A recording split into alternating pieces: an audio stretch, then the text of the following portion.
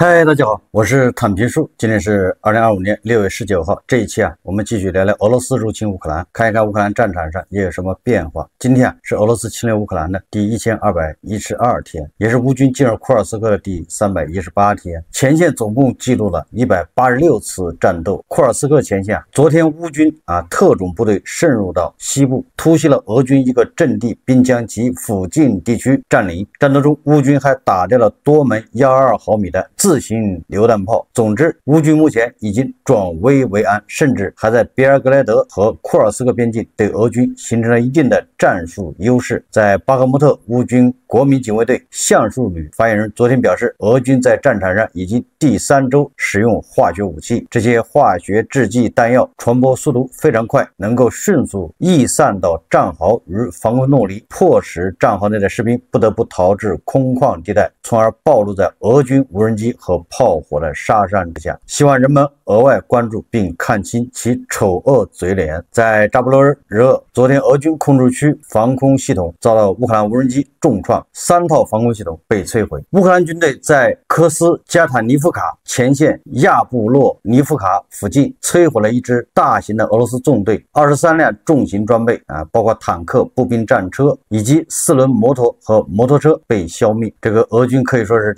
人肉冲锋损失惨重。6月18日乌克兰第413突袭独立无人系统营放出视频显示，俄军新型有损 AV 反炮兵雷达再次出现战损，被该营的自杀无人机命中。这个有损AV 雷达是2022年军队-2022国际军事技术论坛上首次亮相，采用了这个相控阵天线。2022到2023年间完成测试，其主要性能仍处于保密状态。之前在俄国国内的专家采访中，该雷达有部分性能数据被披露。据称，其对于深管火炮阵地的探测距离可达45公里，对于海马斯火箭炮的探测距离可达80公里，对这个陆军战术导弹探测距离号称有100公里。2024年晚上首次出现该雷达的战损视频，当时是被海马斯火箭炮发射的制导火箭弹命中。那这一次是被乌克兰的第413突袭独立无人系统营用无人机摧毁一架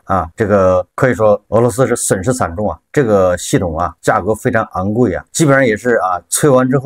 毁之后就没有办法在短时间内再生产。我们看看这个法国国防部他在1周前对乌克兰战局的一个报告。法国国防部他说战斗和军事行动持续激烈，俄罗斯联邦武装力量在东部前线保持着持续的压力，在多个区域取得了有限但稳定的进展。乌克兰武装力量顽强抵抗，并保持了有组织的领土防御。说在6月9日达到历史高峰后，双方的纵深打击仍在继续，但节奏有所放缓。工业基础设施，包括位于俄罗斯纵深区域的设施，成为主要攻击目标。北部战线，也就是塞梅尼夫卡到苏德甲一线俄罗斯联邦武装力量在苏梅州继续其进攻行动。在该区域，俄军的打击重点集中在该州的首府地区。东部战线就是哈尔科夫到托列茨克，俄罗斯联邦武装力量缓慢但持续的推进，在库皮扬斯克区域，多地居民已根据乌克兰当局的命令撤离。南部战线就是扎波罗热到赫尔松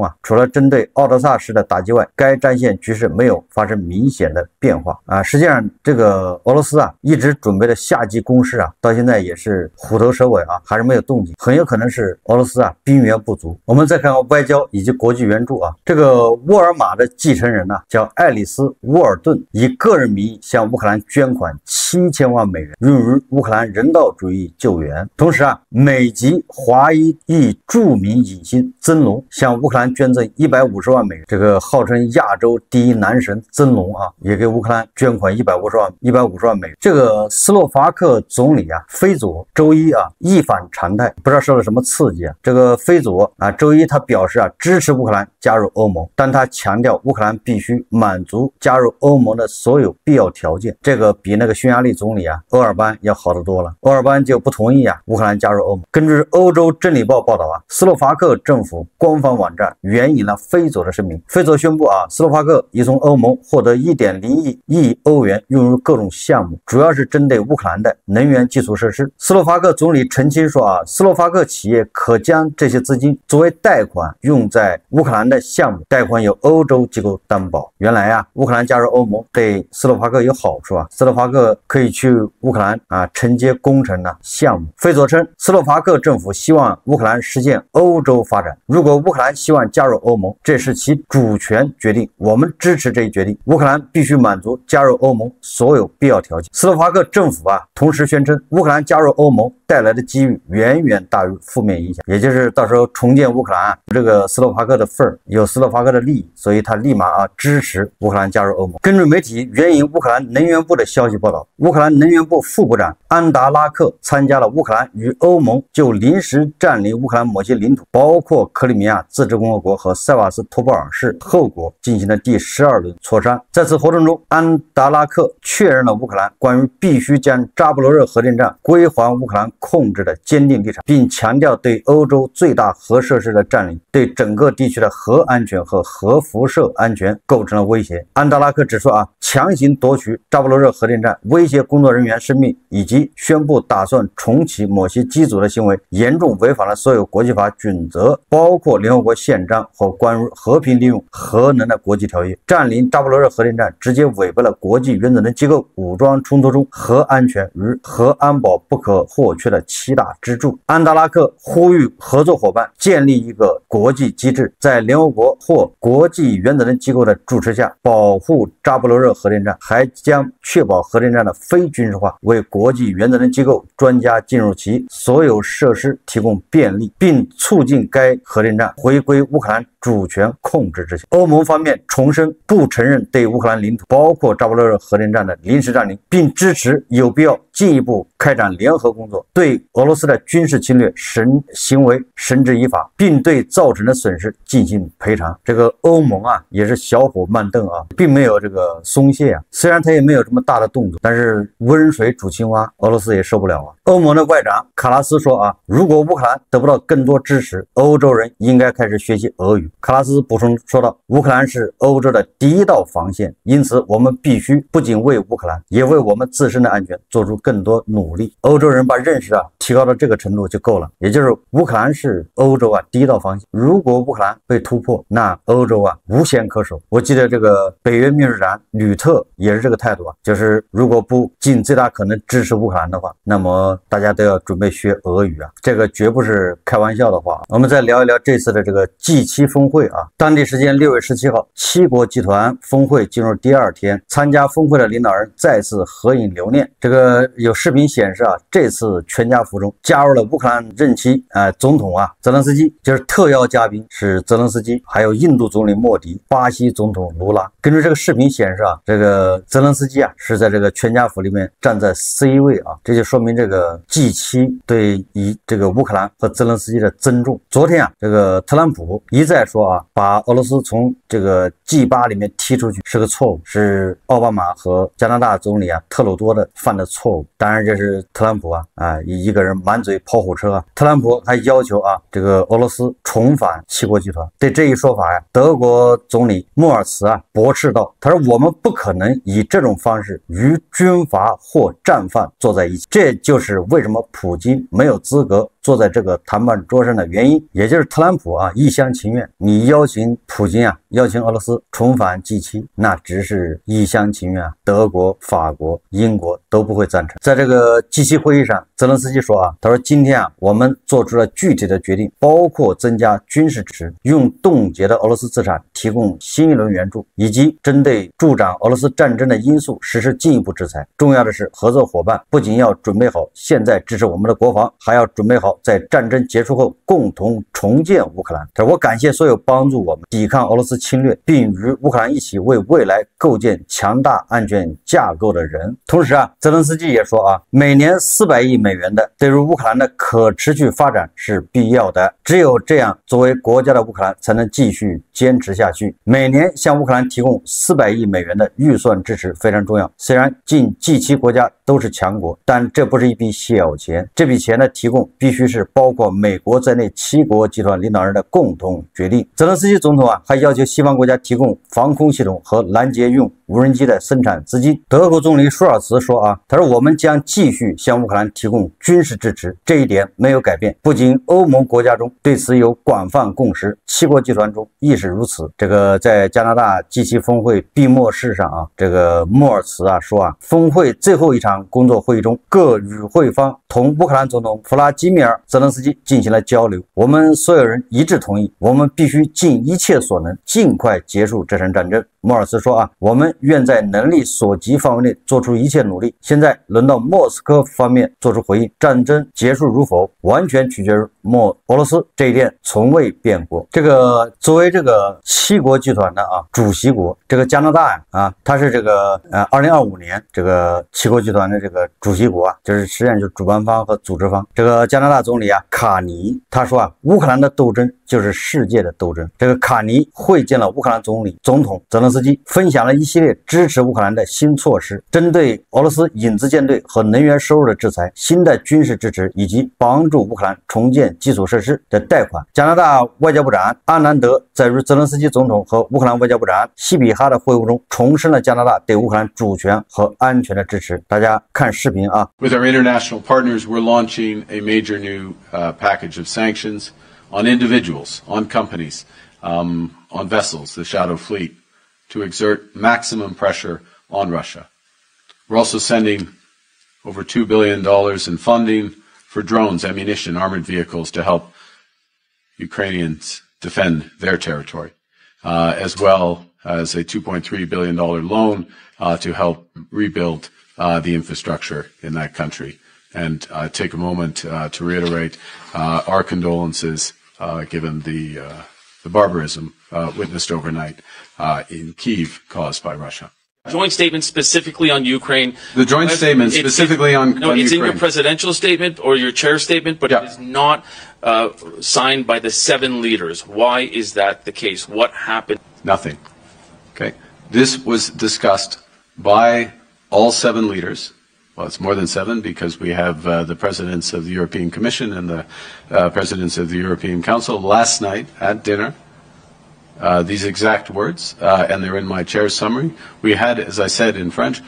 we had a declaration given the exceptional and fast-moving situation in Iran. We concentrated on that, and as a specific one, I held this for my chair's summary. 这个加拿大政府已经将俄罗斯总统普京的前妻柳德米拉·奥切列特纳列入制裁名单。6月17日，根据加拿大政府网站发布的文件，这些限制措施针对柳德米拉·亚历山大·德罗夫娜奥切列特纳，她曾用过普京这一姓氏。此次被制裁的还有她现任丈夫阿尔图尔·奥切列特和其他70多名俄罗斯人，包括俄前总统叶利钦的女儿及其丈夫和俄罗斯艺术体操国家队前总教练伊琳娜·维纳。当然了，普京的远亲叫米哈伊尔·普京和米哈伊尔·舍洛莫夫也被列入制裁名单。这次7国集团会议有一个意外，就是特朗普他会没开完，中途就离开了加拿大，返回美国。什么原因大家也知道了，主要是中东的局势陡然升温。按照马克龙的说法，这个特朗普返回美国是要决定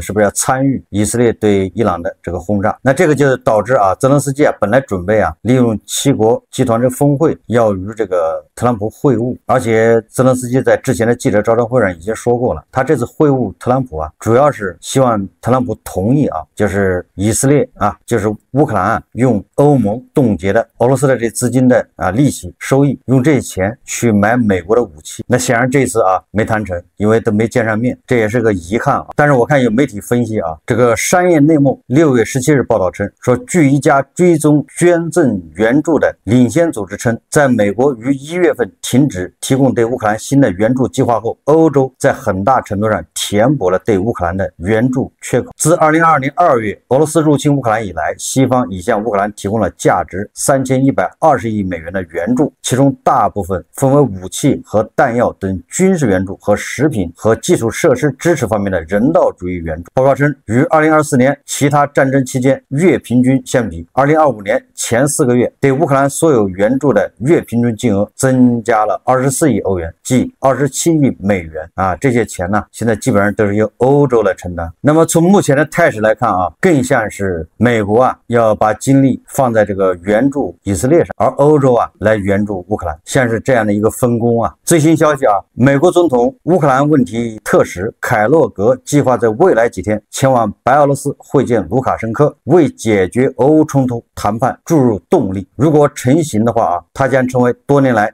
访问白俄罗斯的最高级别美国官员。这个凯洛格啊要去白俄罗斯见这个卢卡申科，这就也说明啊，特朗普这个团队啊在斡旋俄乌冲突这一块已经江郎才尽了，没什么招了。这个普京啊是油盐不进，把特朗普啊耍得团团转。他给这个特朗普啊这么说吧，普京就是好话说尽，坏事做绝。给特朗普打电话那都是情深意浓啊，你侬我侬，都是感谢特朗普。但是对特朗普的这些要求那是坚决不予理睬，把特朗普忽悠的一愣一愣。既然从特朗普这儿，对吧？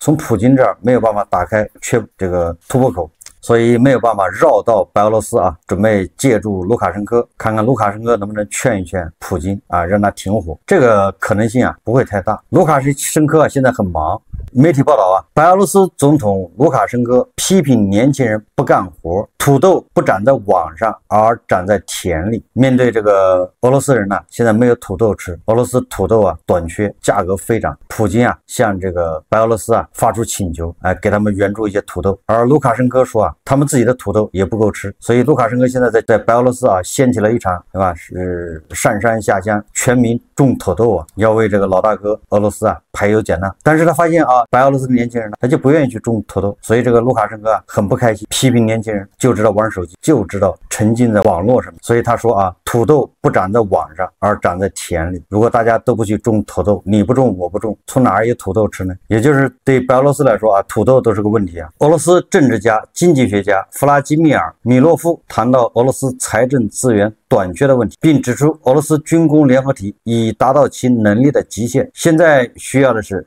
大幅增加对俄罗斯的金融压力，而不是2026年或2027年，而是现在。米洛夫说啊，这清楚地表明财政压力巨大，无力在所有想投资的地方进行投资，武器、弹药甚至电子和光学领域的投资都受到了影响，并且显著放缓。俄罗斯从一些地区抽调资源，将其投入到战车、坦克的生产中，显然是因为形势变得至关重要。实际上就是俄罗斯的这个经济啊也处在崩溃的前夜啊。俄罗斯安全委员会秘书绍伊古18日表示啊，俄朝军事合作协议将在这个框架内啊实施。根据新任务，约5000名军人和1000名工程兵专家被派往库尔斯克地区。这个朝鲜啊公布了啊金正恩和绍伊古会见的这个照片，但是俄罗斯方面公布的是他们的视频。如果仅仅是为了这5000名泥瓦工啊，1000名这个排雷的这个工兵，绍伊古没有必要这么着急啊，着急忙慌。3个月内是第4次吧，是访问这个朝鲜，这一次更着急啊，显然啊不是为这5000人来的，他们有更大的阴谋啊，而这个恐怕跟中东的局势有关系。最后啊，我在网上关注到啊，国内的很多正能量博主啊，一贯是挺俄反乌的，突然一夜之间，好像他们这个文风啊，他们的这个文案发生了180度转弯。就很多这个正能量博主啊，他们现在都是因为这个以色列打击伊朗，他们对伊朗是叫恨铁不成钢，伊朗是烂泥糊不上墙，他们拿伊朗和乌克兰对比，他们现在文案出奇的一致，都是这么说啊，大家听一下啊，这些正能量说啊，乌克兰统治集团虽蠢，但人家不跪的模样还是值得尊重的。经常看我文章的人都知道，我对乌克兰的统治集团没有什么好感，他们霍霍了一个大好的国家，把人民置于水深火热之中，让国家山河破碎。碎。你看啊，这是典型的啊，面对强奸犯他指责你是不是衣服穿少了，你穿了个超短裙啊，非要撩骚，那他就典型的这种逻辑啊。他说，但这个国家在与俄罗斯的战争中表现出来的顽强战斗精神，还是深深打动了我。你看看啊，文风开始改变了，也不知道刮什么风了啊。说大家说伊朗的困难多，可乌克兰的困难不更多吗？乌克兰的统治集团可以冠上愚蠢、自私等所有名号，但他们与伊朗的统治集团相比，最大的不同就是够勇。说择胜，别的不说，战斗到底的决心那可是杠杠的。也正因为如此，俄罗斯才会被弱小的乌克兰磕掉了牙。你看看啊，画风已经变了啊。乌克兰能够硬刚俄罗斯，固然与美国和西方的支持有关，但美国和西方支持的傀儡政权还少吗？为什么只有乌克兰重用？作为国际社会的天使投资人，你喜不喜欢泽连斯基这样的创业者？伊朗统治集团但凡能有泽连斯基这种血性，还用担心没有天使投资人吗？脸是靠自己挣的，投资也是靠努力拉来的，连 PPT 都不做一个就想骗炮，这种可能性恐怕没有。你看看啊，这些人开始扬泽连斯基踩这个哈姆内伊了。哎，以往他们可是看不上泽连斯基的啊，泽连斯基是罪魁祸首啊，又是开战12小时就已经跑了，对不对？泽连斯基无论怎么拍视频证明自己就在基辅，但是这些人说泽连斯基早逃跑了，带着老婆孩子，带着金银细软。然后是泽连斯基不敢看普京的眼，现在画风变了，泽连斯基变成硬汉了啊，也不知道是刮什么风啊，是不是国内这个形势发生变化了？他们接到通知了，但是似乎胡锡进这边好像没有什么改变呢。如果要通知的话，胡锡进老师应该第一个通知啊。他们现在开始敬佩泽连斯基了，那真是太阳打西边出来了，开始讴歌乌克兰的这个反抗了。所以说这些所谓的正能量，本质上都是一群精神不正常，没有基本的是非观。俄罗斯口炮界的天花板梅德韦杰夫将 G7 成员国比作僵尸。6月17号，俄罗斯联邦安全会议副主席梅德韦杰夫就美国总统特朗普提前离开7国集团峰会一事发表评论时说早就清楚这是一个死气沉沉的俱乐部。我记得当我们坐在同一张桌子时，他们就已经像僵尸一样了。显然吃不到葡萄就说葡萄酸，被从 G7 里面赶出来之后这个俄罗斯人还是相当失落的主要是大哥要面子，颜面扫地。看看俄罗斯人搞的吉安组织，那不都是一群饭搭子吗？没事聚到莫斯科，对吧？就是聚个餐，一坐一大桌子，还能干点啥呢？但是G7 像僵尸，这个某种程度上说的也是对的。尤其是特朗普他的态度导致这个G7甚至北约那就变成一个跛脚鸭呀。好，这期节目我们就聊到这里，感谢大家收看。如果喜欢我的节目，欢迎订阅转发，也可以在下方留言评论，谢谢大家。